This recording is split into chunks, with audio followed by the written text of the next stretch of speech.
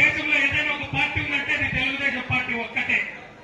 మనం బాగా గమనిస్తే తెలుగుదేశం పార్టీ ప్రవేశపెట్టినటువంటి ఎన్నో పథకాలు ఇవాటికి ఇతర రాజకీయ పార్టీలు అనుసరిస్తున్నాయి. కొన్ని దార్శనికతతో మన పార్టీ ప్రవేశపెట్టిన పథకాలు 40 సంవత్సరాల తర్వాత ఇవాళ దేశవ్యాప్తంగా అమలవుతున్నాయి. అంతటువంటి ఘనమైన చరిత్ర కలిగినటువంటి తెలుగుదేశం పార్టీలో మనమందరం సభ్యులే ఉన్నందుకు మనందరం గర్వపడాలి. తెలుగుదేశం పార్టీకి సంక్షోభాలు కొత్త కాదు. సంక్షోభాల నుంచి అవకాశాలు సృష్టించుకోవడం మన నాయకత్వానికి వెన్నతో పెట్టినటువంటి విద్య. ఇవాళ మనం ఉన్న పరిస్థితుల్లో కూడా రాష్ట్రాన్ని అతలాకుతలం చేసి వైఎస్ఆర్ కాంగ్రెస్ పార్టీ పోతే దాన్ని ఒక్కొక్కటి చక్కబెట్టుకుంటూ వస్తున్నాడు. 75 సంవత్సరాల నవయువకుడు చంద్రబాబు నాయుడు గారు నిన్నటికి నిన్న 12 గంటలు కంటిన్యూస్ గా పనిచేస్తూ 8